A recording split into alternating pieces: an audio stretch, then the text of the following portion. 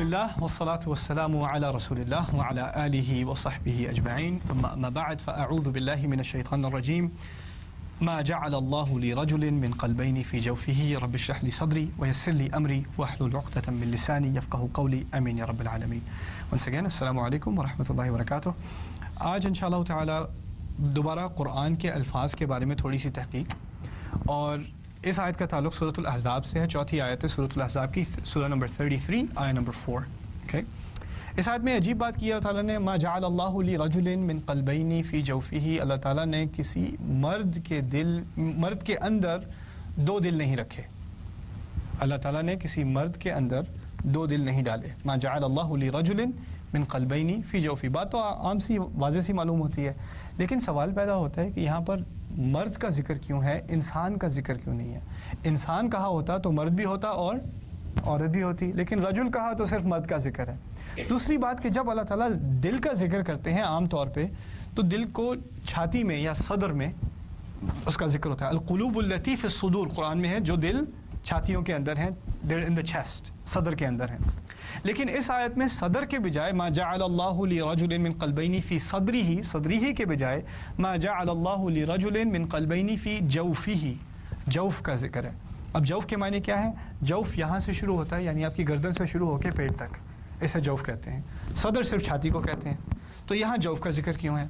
मज़े की बात यह है कि इसमें भी एक मुहावरा है, लेकिन इसका जो लफ्ज़ी तर्जुमा है उसमें भी बड़ी खूबसूरती है। असल में इंसान, औरत, ये मुमकिन है कि उसके जौफ़ के अंदर दो दिल हों। वो एक्सपेक्ट कर सकती है, she can become pregnant, and when she is pregnant कितने दिल हैं उसके अंदर? कम से कम उसका अपना और बच्चे का दिल। और वो दो दिल सदर में है या जौफ़ में है?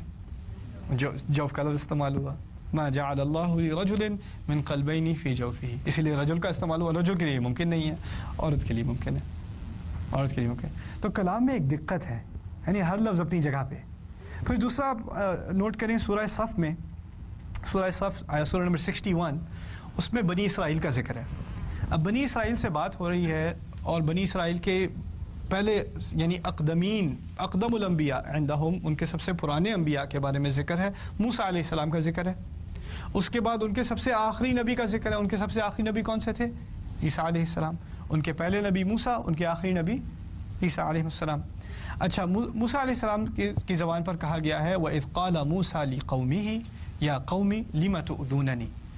मूसा अलैहिस्सलाम ने जब अपनी कौम से कहा, मेरी कौम तुम मुझे तकलीफ़ क्यों देते हो। अब अल्फाज को ज़रा जहन में रख लें, ए मेरी कौम तुम मुझे तकलीफ़ क्यों देते हो। ये अल्फाज हैं मूसा अलैहिस्सलाम के। अगली आयत में ईसा अलैहिस्सलाम के बारे में बात हो रही है। ईसा अलैहिस्सलाम फरमाते हैं, या बनी इसराइल इन्नी रसूलुल्लाहि इलैकुम मुसद्दिक़न, ए इसराइल की औलाद, ए इसराइल की औलाद, बनी इसराइल, मैं तुम्हारी तरफ एक रसूल बनाकर भेजा गया हूँ जो पिछले रसूलों की और पिछली तौरात की तस्दीक करे। अच्छा, जब मूसा अलैहिस्सलाम ने अपनी कौम को पुकारा, क्या कौम का नाम क्या था? बनी इसराइल। लेकिन उन्हें किन अल्फाज से पुकारा? या कौमी, ए मेरी कौम, ए मेरी कौम। ईसा अलैहिस्सलाम उसी कौम को पुकार रहे हैं, किसी और कौम को पुकार रहे हैं? उसी कौम को पुकार रहे हैं, लेकिन वो अगली आयत में ही अल्फाज बदल गए एकदम से और कहा, इसराइल की औलाद, मैं तुम्हारी तरफ रसूल बनाकर भेजा गया हूँ। अजीब बात है, उन्होंने ये नहीं कहा मेरी कौम। मूसा ने कहा मेरी कौम अलैहिस्सलाम, ईसा ने नहीं कहा मेरी कौम। यहाँ तक कि अगर आप तहकीक करें तो पूरे कुरान में कहीं भी ईसा अलैहिस्सलाम के बारे में ये नहीं कहा गया कि उन्होंने अपनी कौम को अपनी कौम कहा। हमेशा कहते हैं या बनी इसराइल, या, और मूसा अलैहिस्सलाम हमेशा कहते हैं या कौमी। मूसा अलैहिस्सलाम कभी नहीं कहते या बनी इसराइल। दूसरी तरफ, अच्छा, समझने की बात यह है कि कौमियत, आपकी जो नेशनैलिटी है, अगर मुझसे कोई पूछे आपकी नेशनैलिटी क्या है, मैं कहूँगा पाकिस्तानी। क्यों? पासपोर्ट की वजह से नहीं। पासपोर्ट तो आर्टिफिशियल सी चीज़ है। असल नेशनैलिटी क्या है आपकी? एथनिसिटी आपकी। आपके वालिद कहाँ से हैं? आपके वालिद कहाँ से हैं? आपकी कौमियत आपके वालिद से आती है। मेरी एक रैबाई साहब से बात हो रही थी, यहूदियत के आलिम से बात हो रही थी। उनके यहाँ जदीद अक़ीदा ये है कि कौमियत माँ से आती है, यानी अगर आपने जूइश होना है तो आपकी माँ लाजिम हो कि वो जूइश हो।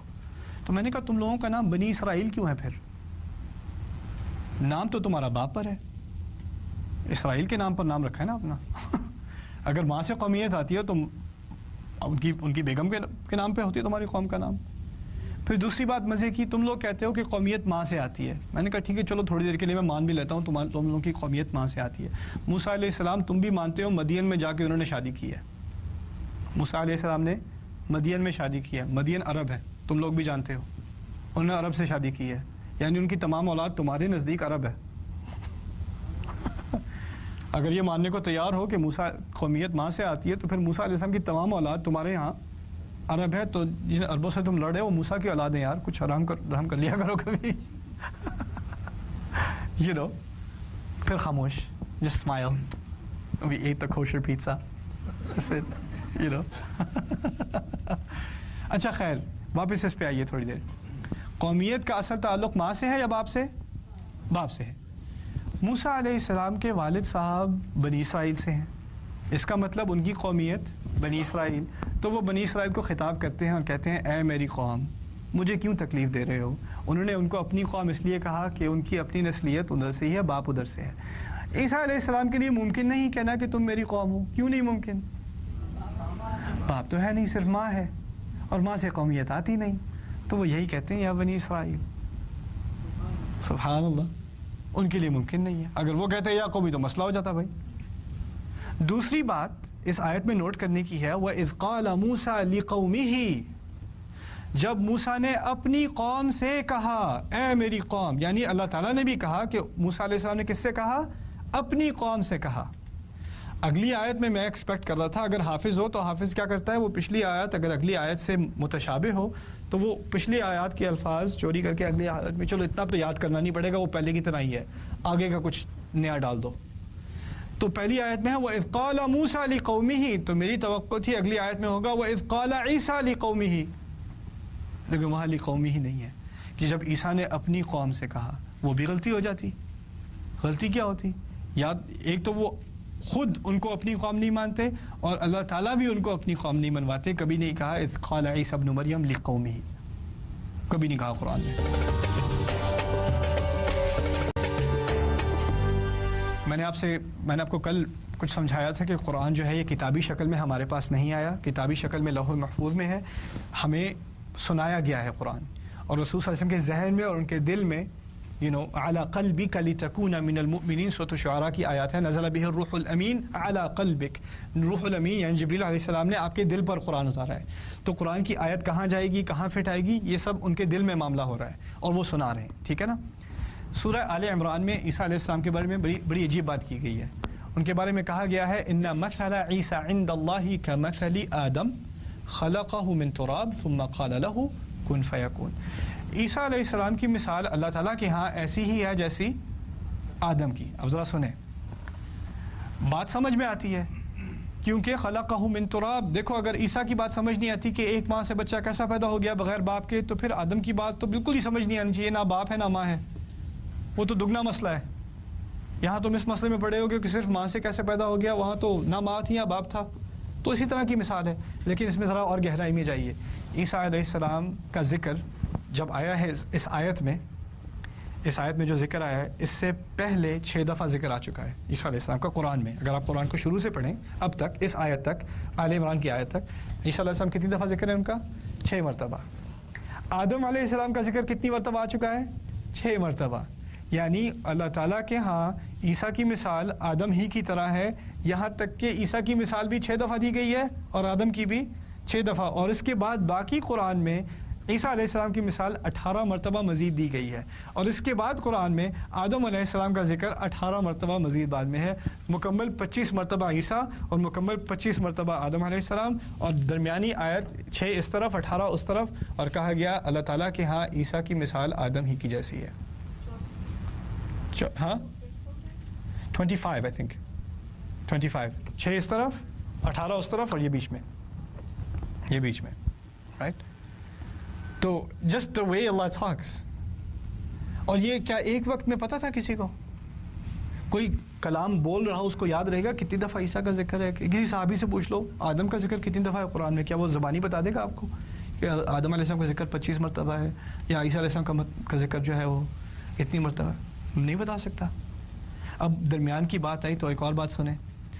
میں نے سورہ بقرہ کے بارے میں آپ کو کل بتایا تھا کہ وہ مدینہ کی پہلی صورتوں میں سے ہے، اور اس کی کچھ آیات بالکل سیرت کے آخر میں نازل ہوئی ہیں، یعنی پورا مدنی دور سورہ بقرہ کا کچھ نہ کچھ حصہ آتا رہا ہے۔ اچھا، اب تمام سورت نازل ہونے کے بعد اس سورت کی کتنی آیات ہیں؟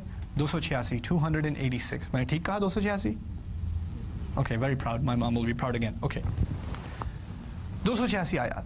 اچھا، اس سورت کی ایک آیت ہے وَكَذَلِكَ جَعَلْنَاكُمْ أُمَّةً وَسَطًا، اور اسی طرح ہم نے تمہیں درمیانی امت بنایا، ہم نے تمہیں درمیانی امت بنایا۔ یہ سورہ بقرہ کی آیت ہے۔ اب سوچنے کی کوشش کریں، یہ آیتیں جو نازل ہو رہی ہیں سورہ بقرہ کی، اس دوران کیا اور صورتوں کی آیتیں بھی نازل ہو رہی ہیں؟ اور وہ اور مختلف صورتوں میں رسول صلی اللہ علیہ وسلم کو پتہ ہے کون سی آیت کون سی صورت میں جائے گی، انہیں معلوم ہے، وحی کے ذریعے ان کو معلوم ہے کون سی آیت کہاں جائے گی۔ اب پورا قرآن جمع ہو چکا اور قرآن نازل ہو چکا، اب صحابہ نے پورا قرآن یاد کر لیا۔ اگر آپ صحابی سے بھی جا کے پوچھیں، کسی حافظ سے جا کے پوچھیں صحابہ میں سے، آیت نمبر 50 کون سی ہے، آیت نمبر 60 کون سی ہے، ان کے ہاں آیت نمبر ہے کہ نہیں ہے؟ ہاں، ان کا تو حفظ ہے، انہیں پتہ ہے آیت ختم کہاں ہوتی ہے، آیت شروع کہاں ہوتی ہے۔ یہ نمبر وغیرہ کا چکر تو بعد کی بات ہے، جب کتابی شکل میں قرآن پرنٹ ہونا شروع ہوا اور یہ ریفرنسز آنے شروع ہوئے، اس زمانے میں کوئی نہیں کہے گا سورہ نمبر 33 آیا نمبر 6، اس طرح کوئی بات نہیں کرے گا، وہ یاد نہیں سورہ احزاب کی آیت، اس طرح بات کریں گے وہ، سمجھ رہے نا۔ اب ہمیں پتہ ہے کہ بقرہ کی 286 آیات ہیں، اب ہمیں معلوم ہے ان 286 آیات میں ایک آیت ہے وَكَذَلِكَ جَعَلْنَاكُمْ أُمَّةً وَسَطًا، اسی طرح ہم نے تمہیں کیا بنایا، درمیانی امت۔ درمیان کی آیت ہے آیا نمبر 143، بالکل ہاف، اس میں کہا ہے ہم نے تمہیں درمیانی امت بنایا ہے۔ درمیان کا لفظ صرف درمیانی آیت میں استعمال ہوا ہے 286 آیات میں سے۔ سبحان اللہ، ہاؤ ان دا ورلڈ۔ اور یہ بھی نہیں کہ کسی نے دعویٰ کیا دیکھو تو صحیح ہے، دیکھو کہاں درمیان میں آیا یہ بھی نہیں۔ اب سے کیونکہ درمیان کی اور بیلنس کی بات ہو رہی ہے، 2-3 منٹ رہ گئے، ایک اور آخری مثال آپ کو دے دوں الفاظ کی۔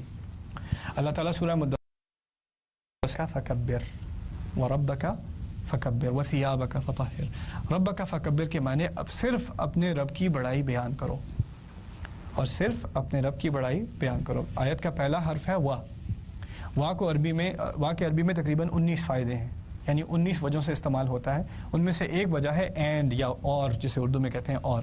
اس کے اور معنی بھی ہیں، واو الاستئناف بھی کہتے ہیں۔ واو الاستئناف اس وقت استعمال ہوتا ہے جب آپ نے نیا جملہ شروع کرنا ہو۔ انگلش میں جب نیا جملہ شروع کرتے ہیں تو کیپٹل لیٹر استعمال کرتے ہیں نا، پرانی عربی میں واو کا مقصد یہ بھی تھا کہ نہ صرف اینڈ ہو بلکہ نئے جملے کی ایک علامت ہے کہ واو استعمال ہو رہا ہے، اسے واو الاستئناف کہتے ہیں۔ اچھا، واو الاستئناف کو چھوڑ کے باقی آیت رہ گئی ربک فکبر، اب صرف اپنے رب کی بڑائی بیان کرو۔ پہلا حرف ربک میں را ہے، ربک، آخری حرف غور سے سننا، ربک فکبر، آخری حرف کیا ہے، شروع میں رے ہے آخر میں رے ہے، سنائی دیا؟ اب دوسرا حرف سننا، ربک، دوسرا حرف کیا ہے، با اور بے پہ کچھ سنائی دیا، کچھ بے پہ مزید کچھ تشدید ہے، شدہ ہے نا بے پہ، ربک۔ اب دوبارہ سننا آخر میں، ربک فکبر، پہلا حرف را، آخری حرف را، دوسرا حرف با تشدید کے ساتھ، آخری سے دوسرا حرف را با تشدید کے ساتھ۔ اچھا، ربک، تیسرا حرف کیا ہے، کاف، ربک فکبر، ربک فکبر، تیسرا حرف کاف ہے، آخر سے تیسرا حرف کون سا ہے، کاف ہے، پھر درمیان میں فا ہے۔ ربک فکبر، صرف اپنے رب کی بڑائی بیان کرو۔ آپ مجھے یہ بتائیں کہ اگر کسی نے جملہ لکھنا ہو کسی بھی زبان میں جو شروع سے آخر تک بیلنس ہو، یعنی اس کا عکس ہو، یہی الفاظ پہلا حرف آخری حرف ایک ہو، دوسرا اور دوسرا سیکنڈ لاسٹ، تیسرا اور تھرڈ لاسٹ ایک ہو، اس طرح کا جملہ ہو، اگر آپ اس طرح کا جملہ بنا بھی سکیں تو لکھنا تو پڑے گا نا، لکھنا تو پڑے گا، اور اگر بولنا بھی ہو تو ایک دفعہ میں بول کے نکل آئے گا کہ بار بار سوچنا پڑے گا، بار بار تو سوچنا پڑے گا۔ اور اگر آپ بنا بھی لیں اس طرح کا جملہ تو دو مسئلے ہوتے ہیں جملے میں، ایک ہوتا ہے جملے کی آواز، اس کے حروف، دوسرا مسئلہ ہوتا ہے جملے کے معنی۔ تو اگر آپ کا سارا زور سپیلنگ پر ہے تو کیا چیز کمپرومائز ہو گئی، معنی تو کمپرومائز ہو گیا، آپ معنی کنٹرول نہیں کر سکتے کیونکہ آپ کا سارا مسئلہ اب سپیلنگ ہو چکا ہے۔ قرآن کی خوبصورت آیت ہے صرف اپنے رب کی بڑائی بیان کر، اس کے معنی ہیں، اس کے معنی ہیں، اور معنی کے ساتھ ہی تقریب پورا بیلنس ہے. سبحان اللہ. اور یہ بھی کتنی دفعہ میں کہ اس میں کوئی ایڈیٹوریل پروسیس ہے کہ ایک دفعہ کہا نہیں چھوڑو اس آیت کو ایسے کر دو, ادھر یہاں ڈال دو, پھر یہ بہتر نکلے گا, پھر بیلنس ہو جائے گا, اس طرح کا کوئی مسئلہ ہے؟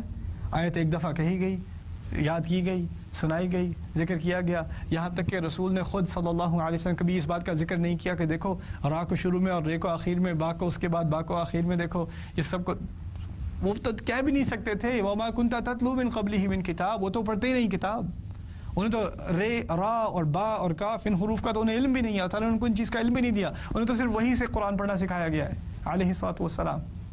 اور اب آ کے ہم اس دور میں یہی قرآن پڑھ رہے ہیں اور ایسی ایسی باتیں نکلتی ہیں کہ انسان حیران رہ جاتا ہے.